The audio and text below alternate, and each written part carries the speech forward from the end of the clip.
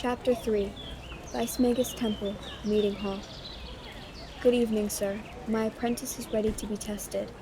Amalthea stops beside Ahmad as he finishes talking.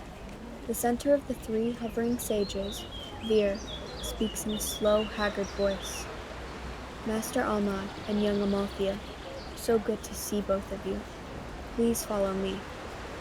Veer hovers forward, then towards the slabs. Amalthea and Ahmad follow him through a crowd of magicians of all kinds, wishing him luck. The thought of all of these people going through the same trial gives Amalthea confidence. As they join the sage on a slab, he stops hovering and stands on his own feet. His knees and ankles pop like maracas. Underworld, he says in a dry voice. The slab rises off the platform. Amalthea looks at the statue, then the crowd. Her eyes stop on the paladin from before. She stands silently watching them, holding her legendary, bladed dark blue staff. Ahmad notices this, but says nothing as the paladin shrinks into the distance. The three disappear into a wall of enormous leaves and fading further to shadows.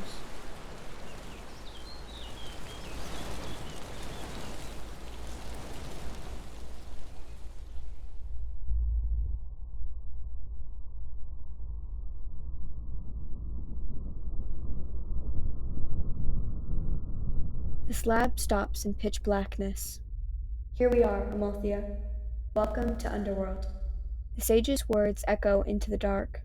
He illuminates his ancient black staff. Light reflects off of what is believed to be the ground, which shines like a mirror. Veer raises his body off the slab and hovers away with his feet dangling and his staff following beside him. Ahmad steps off into the darkness as the slab disappears from under Amalthea's feet. Ah! The sudden 3-inch drop frightens her, and she lets out a small squeal. She looks up and around in awe of the vast emptiness of Underworld. Should I stay here, Master? Amalthea's question is carried by a dry voice. Yes, take a deep breath and focus. Ahmad's words are calm but direct. He stops about 10 feet in front of Amalthea and faces her. A quick analysis of her face gives Ahmad pause. He puts on a smile and waves slightly at her. Ready yourself, he mouths to her without a word. Amalthea's green eyes perk up as she widens her stance and lowers her staff. You may begin when ready, sir. Ahmad's voice projects strongly, sending low echoes throughout the darkness. You are in battle with a werewolf at your side, the sage begins. How could you best help him? Sage Veer places both of his hands behind his back and joins them. After a moment of pondering, Amalthea raises her staff. Alakamar Almazith! A light shimmers, then bursts out of Amalthea's staff. It soars skyward and stops miles above the three magicians.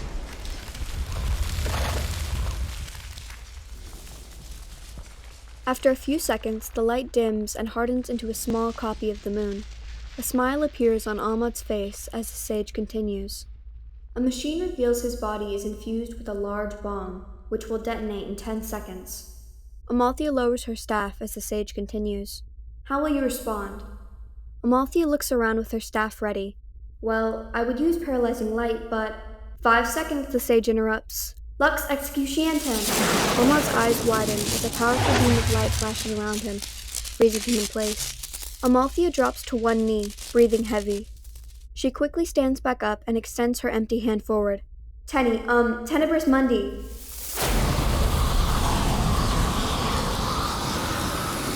From her extended hand, a shadow appears. The shadow grows a hilt that Amalthea grips with a smile, and finally a straight double-edged blade similar to a rapier. The sword fumes with black flames as she lowers it and takes up an attack position. She holds up the sword.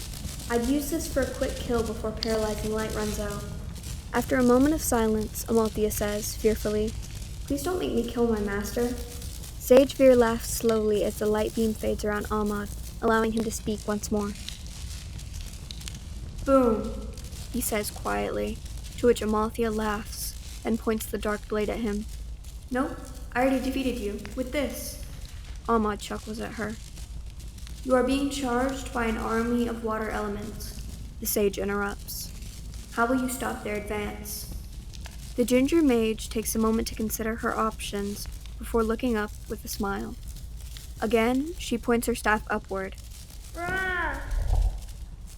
Ahmad squints in question as she swings the weapon downward at the floor. A gust of wind bellows around Amalthea as more of her ever-draining stamina is burned. The master need only look up to see her answer, and with wide, fearful eyes, he extends his arm outward in alarm. His senses come back to him just in time. Veer has taken notice, and is none too happy with the master's almost intervention. Instead, Ahmad projects a ward around him and the sage, while his apprentice struggles to stand below a growing light. The young mage raises her wary arms, and with all the strength she can muster, generates a ward.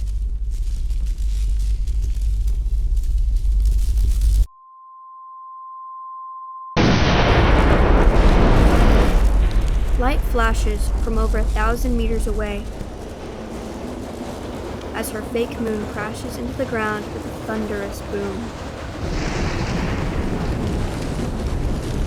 The first shockwave slams into Amalthea as the unrelenting force of a small moon crashing washes over her. Dark magic cracks through the underworld as the master looks over to see Veer with closed eyes and focused look. Ahmad's attention is turned back to his own ward as the shockwave hits him with considerably less force. Veer opens his eyes as the sound of a faint scream can be heard over the blast wave. Light and smoke slowly begin to fade until the two mages by the child collapsed, some 100 feet from where she originally stood. She lays on the floor, groaning and attempting to sit up. Tradition allows Ahmad to only cheer her on in his head. Any kind of uninstructed help from a master during the trials is an automatic disqualification. Behind his patented serious face, however, he is shouting for her to get back up.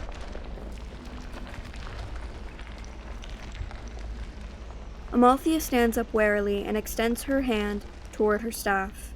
It slides over to her, but she must take a knee and physically lift it off the ground. She holds her staff with both hands. Whoever isn't dead is likely confused or terrified, sir. Sage Veer pauses for a moment, causing Ahmad and Amalthea to worry slightly. Begin the final test. No spells. You will face Master Ahmad in a duel until I tell you to stop. Amalthea's face turns white, looking fearfully at her master with wide green eyes. She takes deep breaths and notices that Ahmad is breathing heavy. It gives her comfort that she is not the only one dreading this. Sage Veer's voice rings out. Master Ahmad, attack Amalthea. Ahmad raises his staff at lightning speed and fires a spread shot blast of dark energy at Amalthea. She leaps back instinctively, swinging her staff in front of her. The dark energy it releases neutralizes his blast. The energy crackles as it disperses before her.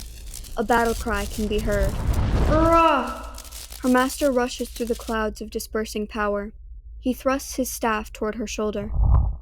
Amalthea lowers her stance by sliding one foot to the side and slapping Ahmad's staff away with her own. She grits her teeth and charges a dark orb in her other hand and sends it forward into Ahmad's ribcage, just under his armor.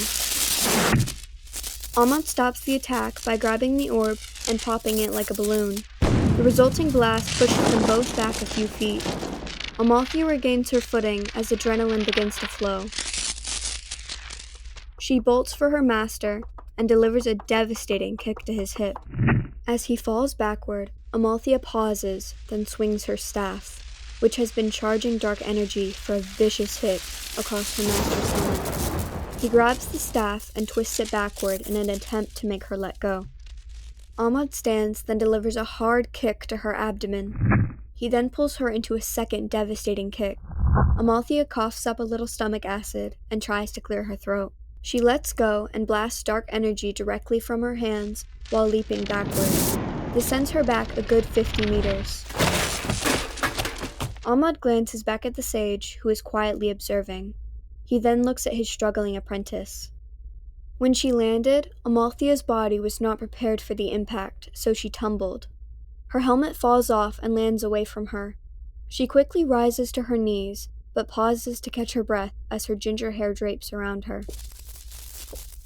Ahmad begins walking toward his apprentice with both staffs charging. Finally, Amalthea rises to her wobbly feet, huffing and puffing as sweat falls down her face. Ahmad stands about 10 meters away from her, smiling proudly as he unleashes a volley of enormous dark orbs. This is partly to give Amalthea a challenge, but also to tire himself out as well. The first 2 orbs sail past her. The resulting explosions spur her into action. She leaps from side to side as the weight of the underworld pushes down on the young girl. Here, her powers are greatly strengthened, but at a severe cost of stamina. However, this is how it is meant to be. Ahmad's first experience in the realm was exactly like hers, performing the trials to be called a master. Ahmad lowers his and Amalthea's staffs while breathing heavily and looking down at her. Amalthea takes a knee as she wipes sweat from her face. Ahmad raises her staff while charging it. The apprentice takes advantage of her state and jumps up. She uppercuts her unsuspecting master. Her fist hits his collar plate, which still manages to distract him. As Ahmad recoils, she falls forward, grasping his green staff with both hands and arms. She stands up, holding Ahmad's staff and dizzily rocking back and forth. Ahmad finishes the match with one last heavy kick to Amalthea's chest. She is so out of energy that the kick also knocks the head of the staff she is holding into her forehead. She falls limp, then flat on her face, unconscious, with a big lump forming on her forehead.